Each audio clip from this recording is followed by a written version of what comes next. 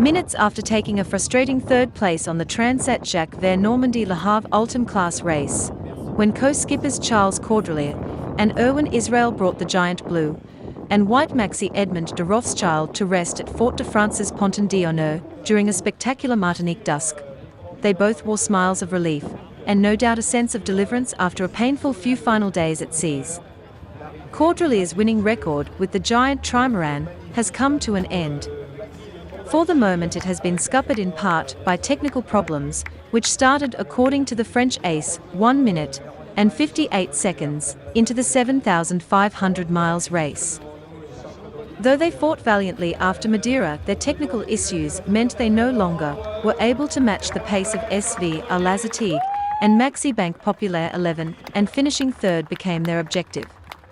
In the end, third is better than fourth. Caudrelier, who is more used to winning, asserted, and we fought hard to make sure we weren't fourth.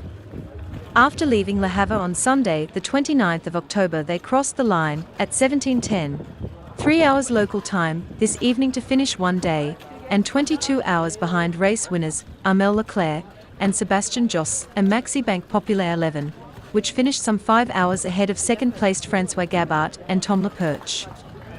Maxi Edmond de Rothschild's elapsed time for the course is 16 days 9 hours 5 minutes and 43 seconds. Their problem with the steering system, in particular the linkage between the rudders, started almost immediately after the breezy start 2 Sundays ago, as was seen when they suddenly turned unexpectedly up to the wind. But they made a series of repairs which kept them in the race, but they also sustained substantial foil damage, which meant they could not fully fly, leaving them at 60 to 70% of potential. Dropping behind the two leaders, their painful ascent of the north coast of South America through the doldrums and very light winds saw them finally hemorrhaging hundreds of miles, making dozens of slow-speed jibes, whilst the top two ultims raced for the finish. Triumphant on the solo Route du Rhum to Guadeloupe on a much shorter course 1 year ago, and winner of the 2021 edition of this race with Frank Kermaz, Caudrelier commented, "It was very frustrating for me because I don't like it when the boat is not at 100%, it was annoying. But that's one of the hazards of offshore racing. We especially regretted not being able to play longer with the two boats in front because the fight was very good." He added, "It's a relief to arrive because the worries were getting worse. One of the foils is very damaged. At the beginning, we routed at 90% of the polars, theoretical target speed, then at 80%, and we finished at 70%. It's not pleasant, the boat is not flying. The race was tough, we had a lot of maneuvers. We have had very little wind in recent days, and we had to do more jibes, it was very hard. In the end, we no longer wanted to steer because we just didn't have the boat we know so well. But we have to put it all into perspective. It's still a sport, and we choose to do this, and these things happen. It's a joy to arrive in the Bay of Fort-de-France, to see the islands." A 2 times winner of the ocean race, once as skipper, Caudrelier continued, "The final day was a bit long. We weren't very motivated. The problem started 1 minute 58 after the start. We couldn't control the boat as we wanted. We couldn't trim the mainsail as we would have liked. The rudder was loose and didn't react as it should. On the starboard tack it was okay, but then foil was damaged. We don't know when that problem happened. We don't know if we hit something or whether it just happened. We didn't realize immediately. We tried various things to deal with the problem. We kept up until Madeira. Then, with the steering problem, we were handicapped. Then the foil damage. Until Madeira, we were up with SVR and Banque Populaire." He recalled, "Just after the start, I understood the problem and I managed to tighten the steering. It didn't take too long to do that bit. But it broke again by Brazil. I wasn't very confident in the repair. It was tough to do. It would be a miracle, but it worked." J'ai réussi à rester devant Sobevo et moi je suis super content de ça. Et j'aurais été frustré d'arriver en 4e position. Alors c'est déjà très bien de terminer, je suis super content d'arriver, mais le podium c'était important pour moi. Charles. Un peu de Marcus. C'est mieux 3 que 4. Hein. Donc on est content. Non, c'était une course un peu difficile. Moi, c'était très frustrant pour moi parce que j'ai du mal quand le bateau est pas à 100%. Et c'était un peu rageant, mais voilà, ça fait partie des aléas de la course au large. Pendant plusieurs années, on a été très préservés de ça. Là, on a un peu souffert. On a surtout regretté parce que la bataille était belle devant, ils ont très bien navigué. On aurait bien aimé plus jouer avec eux. Et bon, voilà, on n'a pas pu. On n'a pas réussi, on s'est fait décrocher. Puis après, ça, on a réussi à revenir. À quel point c'est un soulagement d'arriver, Charles, là? C'est quand même un soulagement parce qu'on avait les petits soucis qui empiraient forcément, notamment on a un foie qui est très abîmé et voilà, on a commencé les routages, on routait à 90 puis 80 puis on a fini à 70% là. Donc c'est pas agréable en fait, le bateau il vole pas, donc c'était un peu, puis c'était dur, hein, la course c'était dur, on a eu beaucoup de malheur, on n'a pas été, le fait d'être derrière, on n'a pas eu de vent vraiment, on a fait des empannages, on n'a pas arrêté de manœuvrer, c'était très chaud. Bon voilà, comme on disait, il faut relativiser, ça reste du sport et on a choisi d'être là, mais c'est vrai que la course c'était parfois un peu dur. Charles, c'est difficile les derniers mètres comme ça avant d'arriver en Martinique? Ah non, les derniers sont bons, c'est tous ceux qui arrivent qui sont bons. C'est pas frustrant un peu les dernières minutes, les derniers moments avant de franchir la ligne? C'est un bonheur d'arriver dans la baie de Fort-de-France, de voir les îles. Non, là c'était au pied les dernières heures. Voilà, c'était vraiment les dernières journées qui étaient un peu longues. Voilà, on bateau, on ne pas, on avait plus envie de barrer, on avait du mal à régler, on n'était plus très motivés parce que voilà, il n'était pas comme il est quoi, donc c'était ça qui était important. À partir de quel moment les galères ont commencé pour vous sur cette course? Au jour de la Varenza David m'a dit 1 minute 58 après le départ. Ouais, ça à la rigueur, ça nous a pas trop gêné. Enfin, on a vite réparé. On s'en est pas rendu compte tout de suite que ça nous gênait parce qu'on n'était pas très toilé. C'est quand à la fin on a remis de la grand voile et tout ça, on n'arrivait plus à aborder. On avait du mal à aborder la grand voile. En fait, le bateau était un peu difficile à trouver. Le safran était. En fait, il y a eu du jeu qui s'est mis suite à l'avarie et on a toujours le jeu et le bateau était imparable.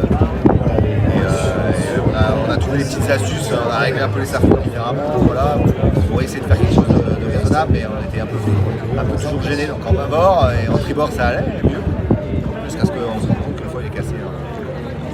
À quoi vous êtes... Ça c'était quand, Charles? L'histoire du foil cassé? On ne sait pas quand c'est arrivé. On pense que c'est sur le bâbord, on ne sait pas si c'est arrivé au vent tout seul ou si on a tapé sur le tribord, on ne sait pas trop en fait. On s'en est pas rendu compte tout de suite. Sur la descente?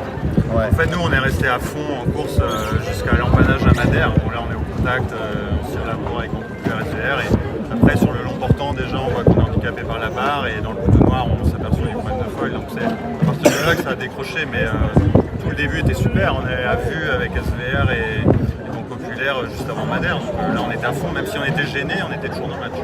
Tu peux nous raconter cette réparation? C'est l'idée que ça a été la première fois que tu Ouais, c'est MacGyver là sur il y a eu 2 fois, il y a eu sur le départ, c'était juste 3 minutes la panne, je la connaissais.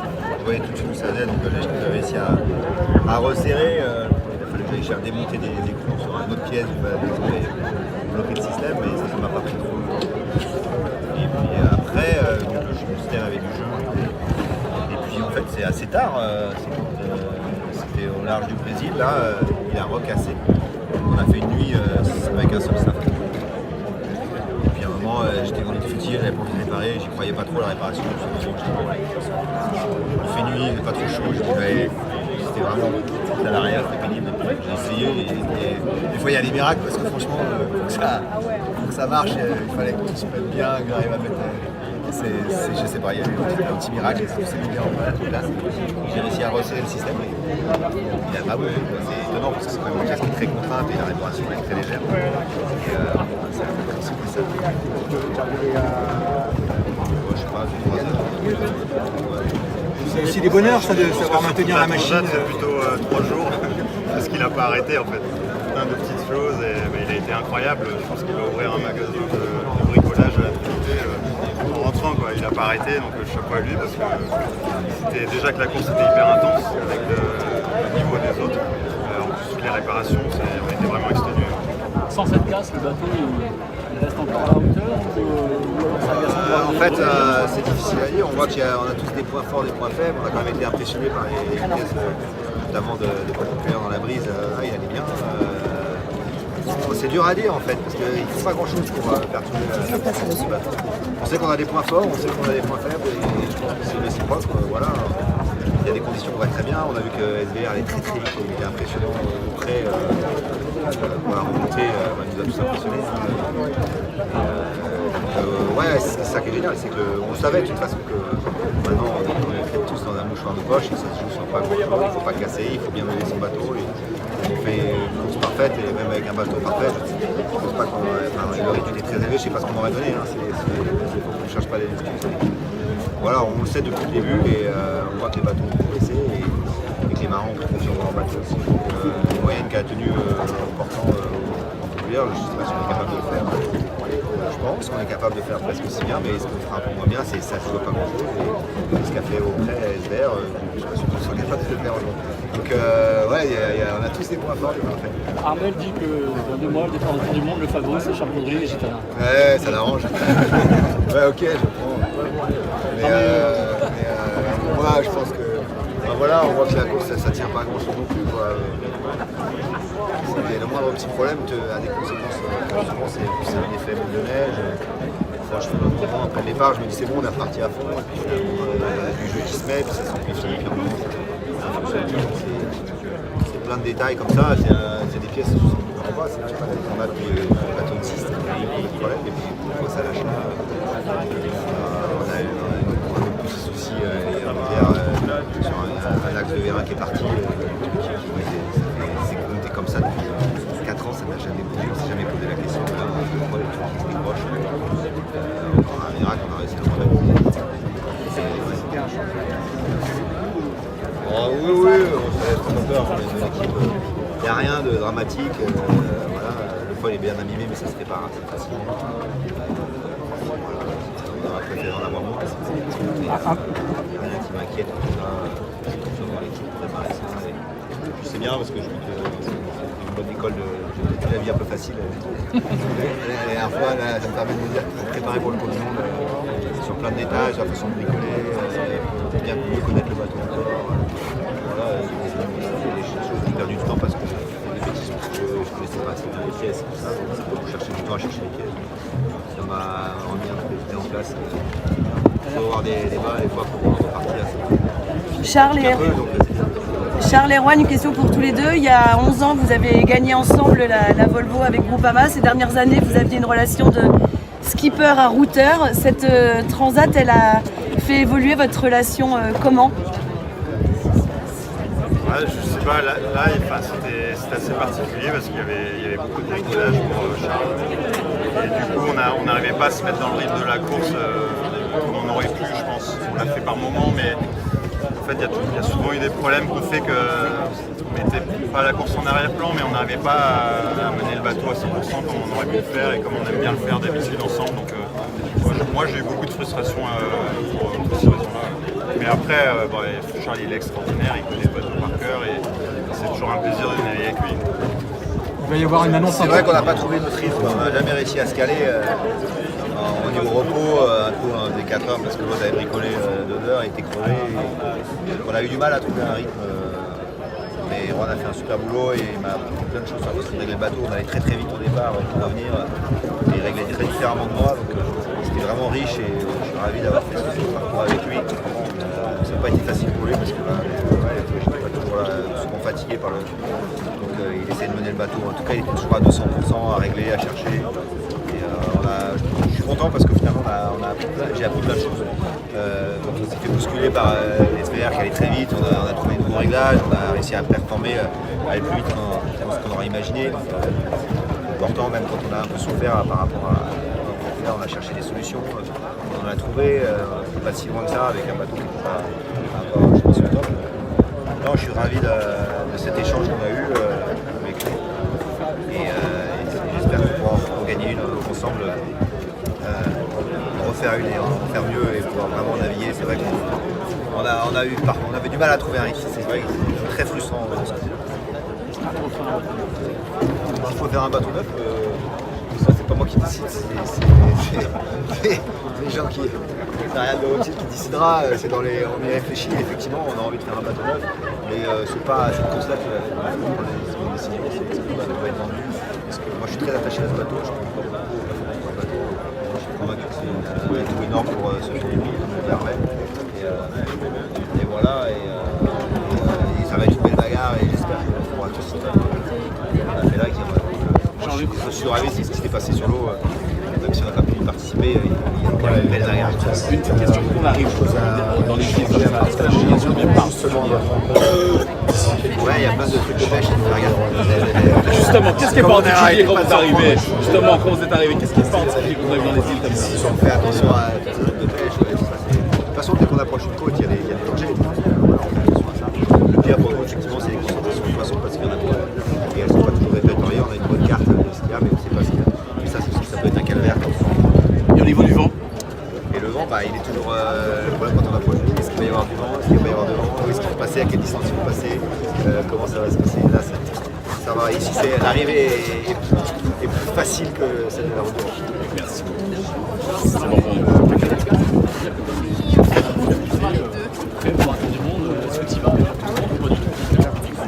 Ouais, on va sur un tour, on est avec la poule, c'est sûr.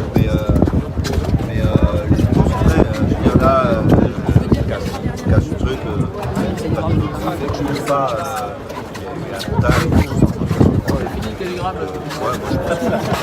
Les bateaux sont bien prêts, ils sont tous à l'arrivée, même si on ne dit pas à 100%, on est là. C'est pas mal. Et dernière question, il n'y aura pas de conférence de presse, donc si vous voulez poser des dernières questions, n'hésitez pas, c'est le moment, c'est l'instant. Philippe Eliès, encore une fois du Télégramme peut-être? Ah ouais, je suis désolé, moi je suis venu pour ça. Hein. T'as peu de temps pour récupérer pour un tour du monde? Ouais, Préparez-vous. Hein. Quand on a fait la Volvo, on est prêt pour enchaîner. Merci.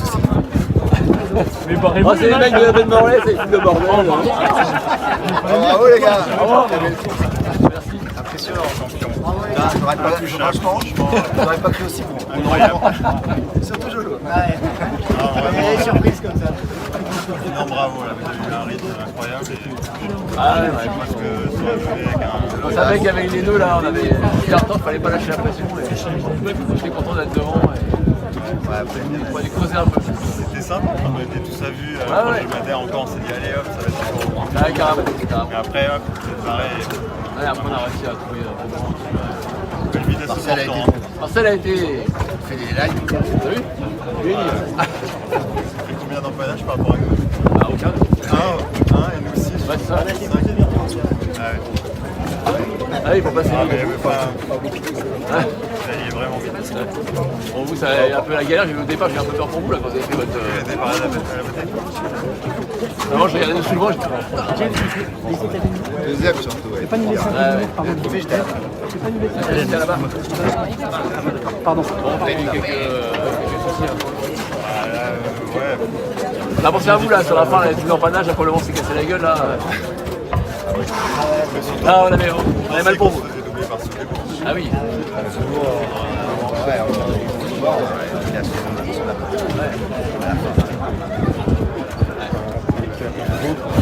on a eu un petit coup de chance. Bon, ce qui est dommage, c'est que si on avait eu la vitesse SVR au très petit temps, là, on aurait pu raccrocher. Mais Oui. Ah, ils avaient hier, on a pris de chasse. Ah, ils avaient ah, on les avait revenus aussi. Plutôt que ça se termine, la bande de près. Non, bravo. Mais bon. Ouais, pourtant c'est bien. Au moins, on a coché un truc. On a coché un truc. Ouais, On va vite. Peut-être pas collé au prix non plus. Non, mais bon. c'est un bon bateau. Oui, voilà, c'est pour les Voilà le moment d'échange entre les skippers du Maxime et le skipper du populaire. C'est un autre dossier là. On va venir vous voir dans quelques instants pour Un Renault, c'est quand même sympa. quelques réactions avec Bon, bah, les c'est deux bien. organisateurs. Ouais, on a pas mal d'aéros qui a un petit peu souffert au début là. On a perdu quelques bâches. Bon, après, ce que je dis, c'est que je peux pas compter. Des fois, il y a des courses comme ça. On pense pas avoir tapé. On a pareil, on a un impact dans le carénage devant là. On a eu non, c'est moins parce que c'est. Je savais pas vu qu'il y avait des ouais, il s'est fait je pense que c'est la blague.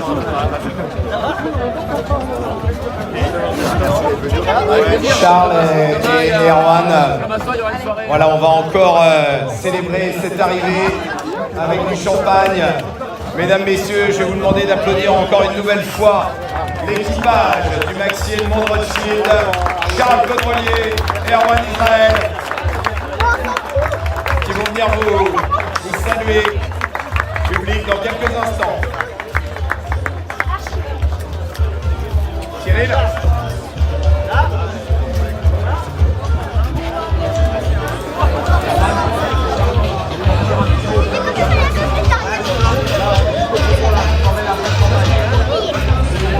Attention, il va y avoir du champagne encore et des applaudissements du public, s'il vous plaît, pour Charles Caudrelier, Erwan Israël, le Maxi Edmond Rothschild.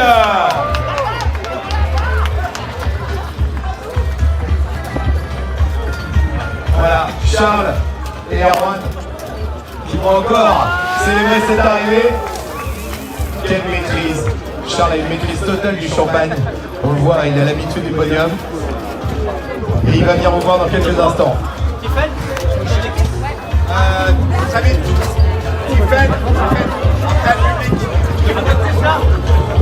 Voilà, on va demander à l'équipe technique de se rapprocher pour la photo d'équipe, bien sûr.